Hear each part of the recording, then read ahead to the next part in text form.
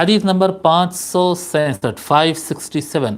عن ابی سعید الخدری رضی اللہ عنہ قال قال رسول اللہ صلی اللہ علیہ وآلہ وسلم انا سید ولد آدم یوم القیامت ولا فخر۔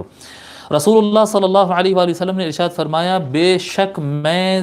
قیامت کے دن سارے انسانوں کا، سید ولد آدم، آدم علیہ السلام کی جتنی اولاد ہے، جس سارے انسانوں کا قیامت کے دن میں ہی سردار رہوں گا، ولا فخر، اور یہ میں فخریہ طور پر نہیں کہتا ہوں، اس پر مجھے کوئی فخر نہیں، ٹھیک ہے، میں سارے انسانوں کا سردار ہوں گا۔ وَبِيَدِي لِوَاءُ الْحَمْدِ وَلَا فَخْرٍ، اور میرے ہی ہاتھ میں اللہ کی تعریف کرنے کا جھنڈا ہوگا، اللہ کی تعریف کا جھنڈا میرے ہاتھ میں ہوگا، پرچم میرے ہاتھ میں ہوگا، ولا فخر، اور میں یہ فخریہ بیان نہیں کرتا،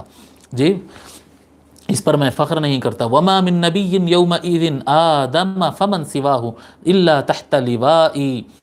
اور اس دن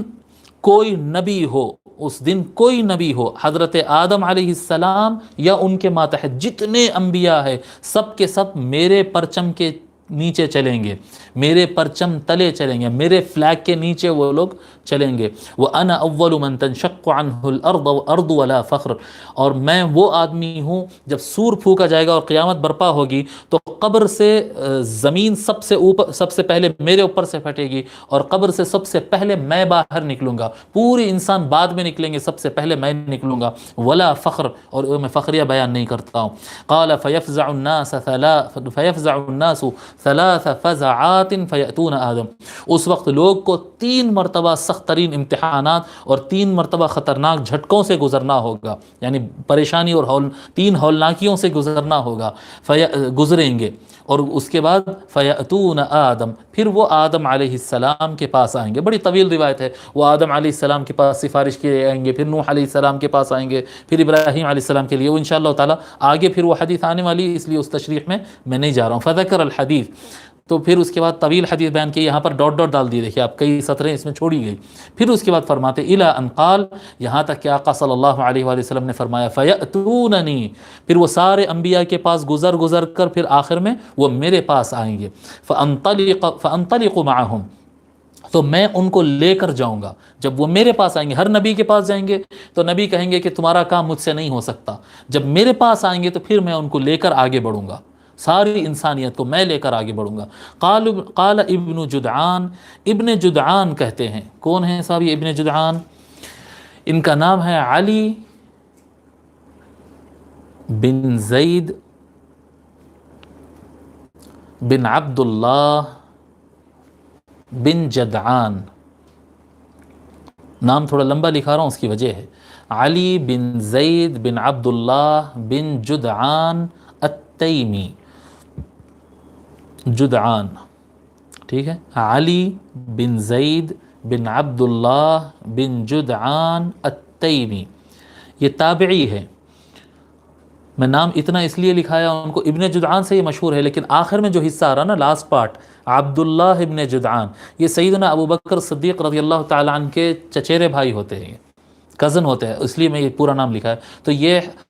سیدنا ابو بکر صدیق رضی اللہ تعالیٰ عنہ کے کزن کے چچیرے بھائی کے پوتے ہیں، یہ علی بن زید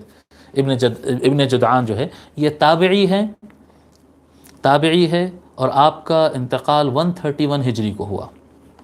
ابن جدعان تابعی ہے اور ان کا انتقال 131 ہجری کو آپ کا انتقال ہوا۔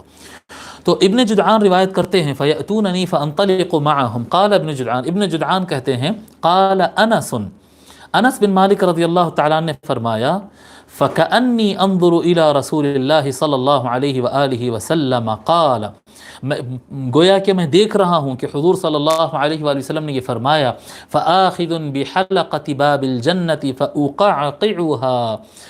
رسول اللہ صلی اللہ علیہ وآلہ وسلم نے ارشاد فرمایا فَآخُذُ بِحَلَقَتِي، تو میں جنت کے دروازے کی کنڈی کو، جنت کے دروازے کو، اس رنگ کو اور اس کنڈی کو لے کر میں جنت کے دروازوں کو کھٹکھٹاؤں گا، یہاں سے یہاں تک، بس اتنا ہی۔ قال انس سے فَأُقَعْقِعُهَا تک، ابن جدعان کا اتنا ہی جملہ ہے اس کے اندر۔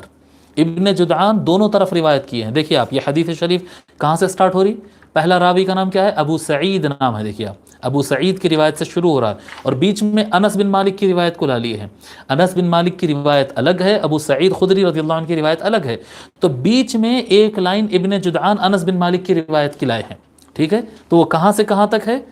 جی؟ قال انس سے فاقعها، یہاں تک ایک لائن سمجھیے آپ، ایک لائن دو ورڈ،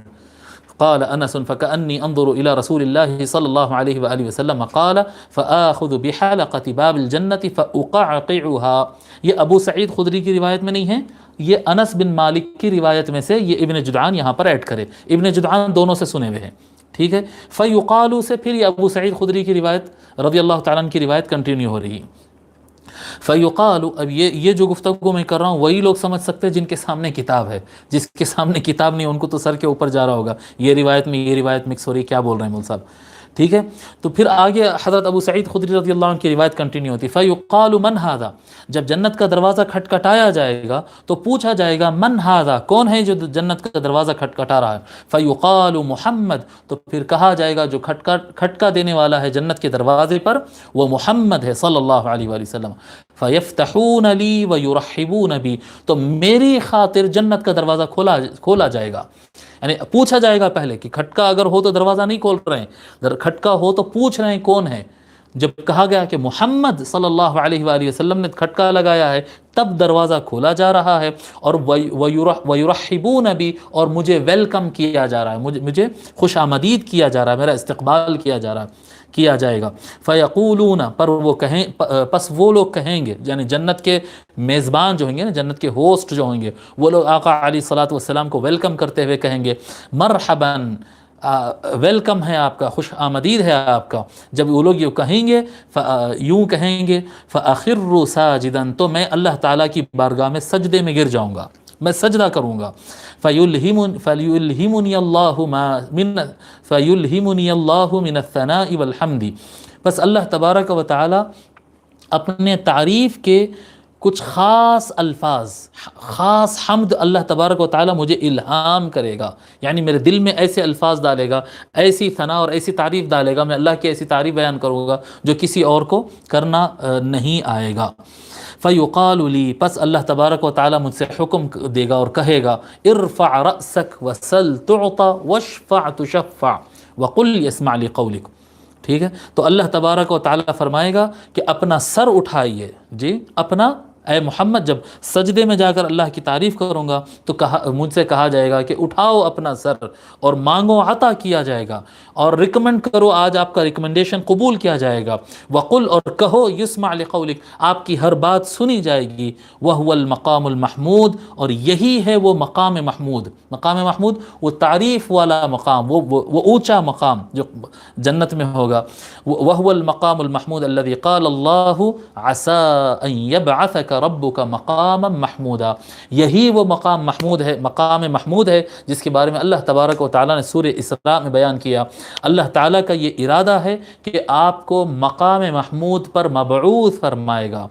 آپ کو مقام محمود پر کیا کہتے ہیں، فائز کرے گا، مقام محمود پر آپ کو اللہ تبارک و تعالیٰ فائز کرے گا۔ یہ وہ مقام محمود ہے کہ جنت کے دروازے میرے ہاتھ سے کھلے جائیں گے اور میری ہر بات قیامت کے دن سنی جائے گی اور اللہ تعالیٰ قبول فرمائے گا۔ اس کو امام ترمذی نے روایت کیا اور کہا کہ یہ حدیث صحیح ہے۔ وروى ابن ماجہ عنہ، اور حضرت ابن ماجہ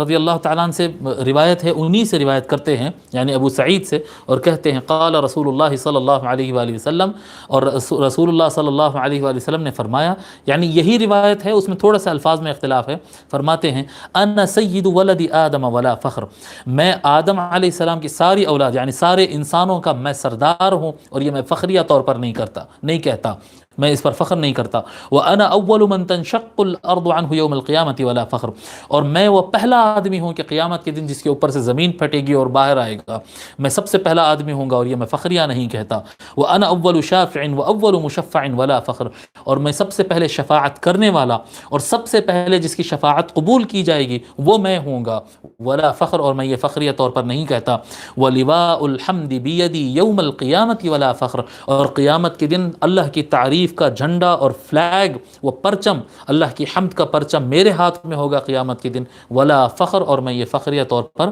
بیان نہیں کرتا. ٹھیک ہے.